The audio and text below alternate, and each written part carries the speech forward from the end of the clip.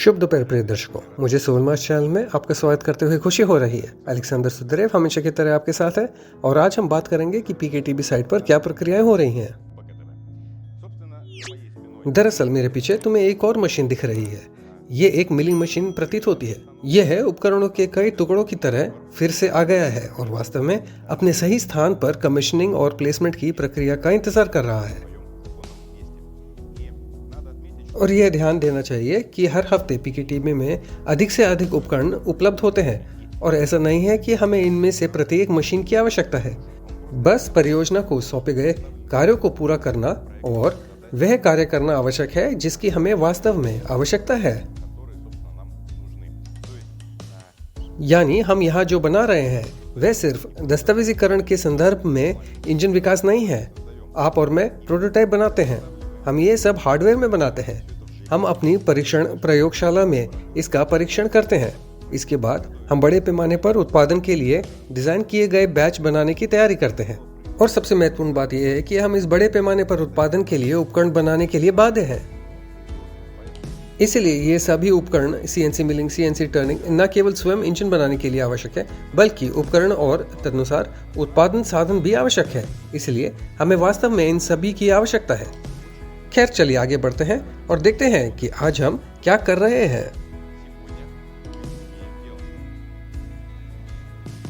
उपकरण पहले से ही न केवल प्रवेश क्षेत्रों के पास स्थित है बल्कि पूरे कार्यशाला। और फिर आप देख सकते हैं कि कमीशन किए गए ऑपरेटिंग उपकरण के अलावा कार्यशाला में कुछ ऐसे है जिसे कॉन्फ़िगर और लॉन्च करने की आवश्यकता है।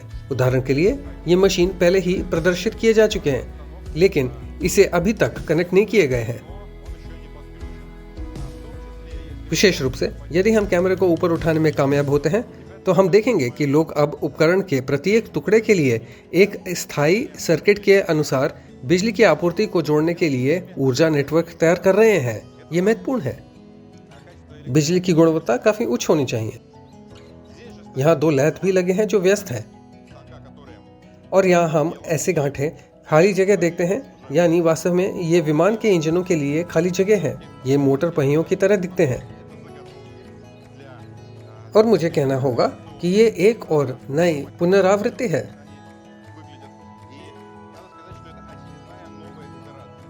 अर्थात ये उत्पादन पहले से ही मान लीजिए बड़े पैमाने पर उत्पादन के लिए सबसे उपयुक्त दिखेगा, लेकिन फिर से यह ध्यान देने योग्य है कि छोटे श्रृंखला की अवधारणा है और पूर्ण बड़े पैमाने पर उत्पादन की अवधारणा है।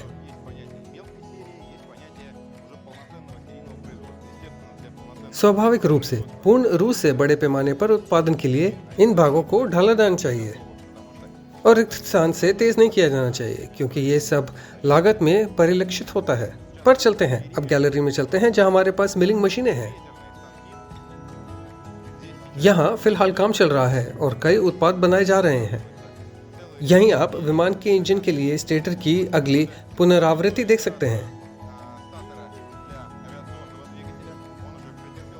इसमें पहले से ही कुछ बदलाव हुए हैं और मेरी राय में ये काफी दिलचस्प उच्च गुणवत्ता वाला दिखता है।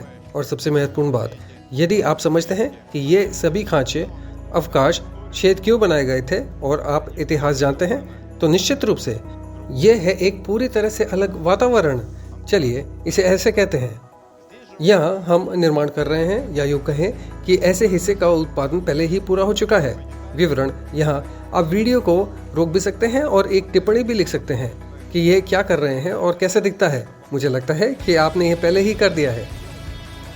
अब मैं आपको बताता हूँ सुपर हैवी क्लास क्वाड्रकॉप्टर के लिए, विशेष रूप से विमानन नियंत्रकों के लिए, मोटर नियंत्रकों के लिए, प्लास्टिक हाउसिंग डालने के लिए। यह हमारी इंजेक्शन मोल्डिंग मशीन के लिए एक सांचा है। स्वाभाविक रूप से ये विवरण ऐसे ही सामने नहीं आते हैं। प्रत्येक भाग के प्रकट होने से पहले कंप्यूटर में एक बहुभुज 3D मॉडल तैयार किया जाता है जिसके आधार पर सभी गणनाओं के आधार पर मशीनों पर उत्पादन करने के लिए हमें जो कुछ भी चाहिए वह उच्च सटीकता के साथ विकसित किया जाता है। यह ध्यान देने योग्य है कि इन 3D मॉडलों को विकसित करते समय न केवल भाग के आयामों को ध्यान में रखा जाता है और यहाँ न केवल सटीकता की आवश्यकता होती है बल्कि ये सुनिश्चित करने के लिए सीएनसी मशीन की गति पर भी काम करना आवश्यक है। सही पास और फिर उच्च गुणवत्ता। विमान के इंजनों के लिए स्टेटर पैकेज के निर्माण पर भी काम जारी है। उनमें कुछ बदलाव आए हैं। विशेष रूप से इंजन के पिछले संस्करण में 35 मिलीमीटर पैकेज था, लेकिन यह पैकेज पहले से ही 50 मिलीमीटर है और बढ़कर मान लीजिए 50 मिलीमीटर हो गया है। क्यों? यह अतिरिक्त बिजली आरक्षित प्रदान करने के लिए है, ताकि भविष्य का उत्पादन दीर्घकालिक मोड में भारी भार के साथ और भी अधिक आक्रामक वातावरण में काम कर सके।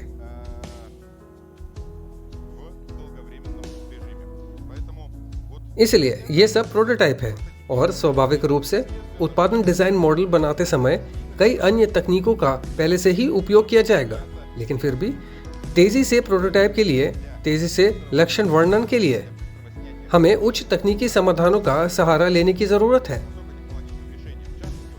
विशेष रूप से लेजर वेल्डिंग। इन सभी पैकेजों को एकत्रित करने के लिए आपको एक टूल बनाना होगा। यहाँ लेजर कटिंग जरूरी है। हम पहले ही मिलिंग मशीनें, CNC लेथ इत्यादि भी देख चुके हैं, इसलिए ये सब हमें तेजी से काम करने और उन डिजाइनों को विकसित करने की अनुमति देता है जिनकी अब आवश्यकता है। खैर, चूंकि हम परीक्षण के बारे में बात कर रहे हैं, अब हम परीक्षण प्रयोगशाला के फुटेज देखें, जिसमें मोटर प्रोपेलर जोड़ी की विशेषताओं को लेने के लिए एक स्टैंड प्राप्त हुआ है। यह हमें अधिक सटीकता से, शीघ्रता से और आसानी से, जो महत्वपूर्ण है, विमान ड्राइव से विशेषताएं प्राप्त करने की अनुमति देगा। यह अब हमारे लिए एक बहुत ही प्रासंगिक क्षेत्र है, इसलिए स्टैंड को असेंबल करने और चालू करने की प्रक्रिया पहले ही चल रही है। खैर, अब हम दूसरे कमरे में चले गए हैं, जो अब अपर्याप्त रूप से तैयार दिखता है। अधूरा क्यों? क्योंकि यहाँ अभी भी काम चल रहा है, या यूं कहें कि निकट भविष्य में उपकरणों को चालू करने का काम किया जाएगा। यह भारी उपकरण है, एक एल्यूमीनियम कास्टिंग स्टेशन, एक 300 टन प्रेस, निश्चित रूप से एक अद्भुत मशीन जिसे स्लॉटिंग मशीन कहा जाता है। ये उत्पादों के विकास के अंदर एक कीवे को काटने के लिए आवश्यक है, इत्यादि।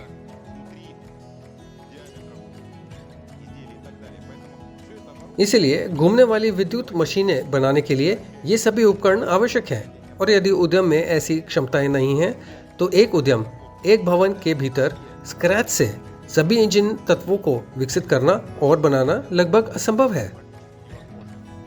यानी स्क्रू ड्राइवर असेंबली, हाँ, उधार लिए गए बॉडी पार्ट्स, प्लेट्स वगैरह भी संभव है, लेकिन पूर्ण उत्पादन चक्र को पूरा करने के लिए हमें यह सब चाहिए और इससे भी अधिक, क्योंकि कम से कम अब हम टिकट नहीं देखते हैं, लेकिन कुछ तो होना चाहिए। इस वीडियो में हम आपको यह नहीं बताएंगे कि प्रत्येक उपकरण की आवश्यकता क्यों है, इसलिए चैनल को सब्सक्राइब करना ना भूलें। टिप्पणियों में लिखें कि आपकी क्या रुचि है, आप पहले से क्या जानना चाहेंगे, और हम आपको सूचित करेंगे और समाचारों से प्रसन्न करेंगे। आपका ध्यान देने के लिए, आपके समर्थन के लिए धन्यवाद, और फिर मिलेंगे।